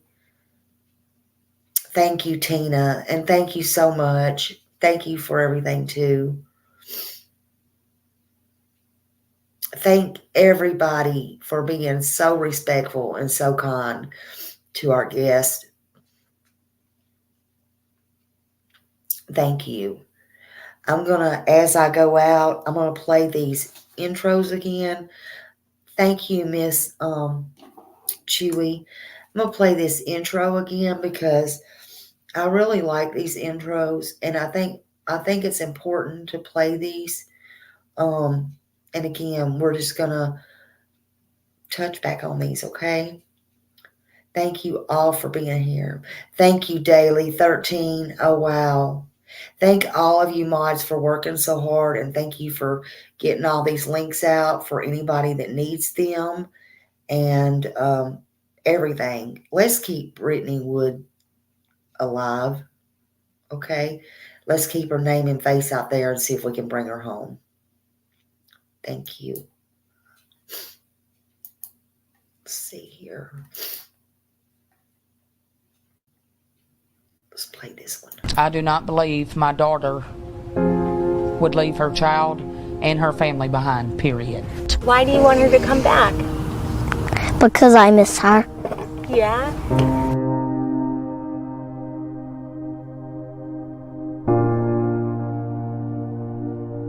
Wood hasn't seen her daughter since May of 2012. Authorities say Brittney went missing after visiting her uncle, Donald Hollins Sr., in Baldwin County. He committed suicide just days later. Yeah. What would you want her to know about?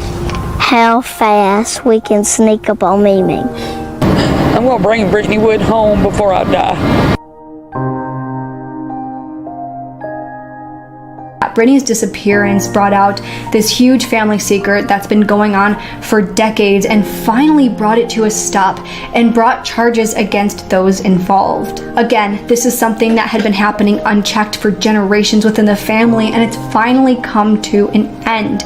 11 people have been charged with disgusting crimes against children, and many of them are sitting in jail because of it.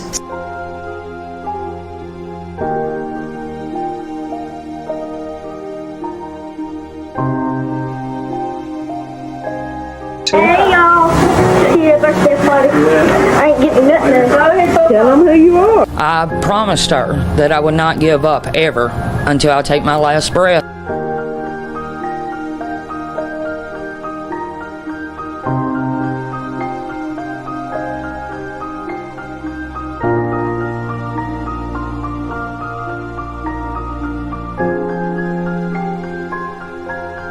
What would you give her? A balloon. And a big hug? I can't do that. Do you wish you could? Mm-hmm. Yeah. What would it mean to give your mom a hug? I miss her. She plans to send 26 messages in the sky. Here's one. Mom, I love you. I'm going to bring Brittney Wood home before I die. Thank you so much, all of you. I appreciate you and I love you. And let's bring her home. Good night, y'all. Good night, everybody. Thank you. And Creepy Crime, I did see your message earlier. And yes, that will be great, hon, about the movie. Thank you.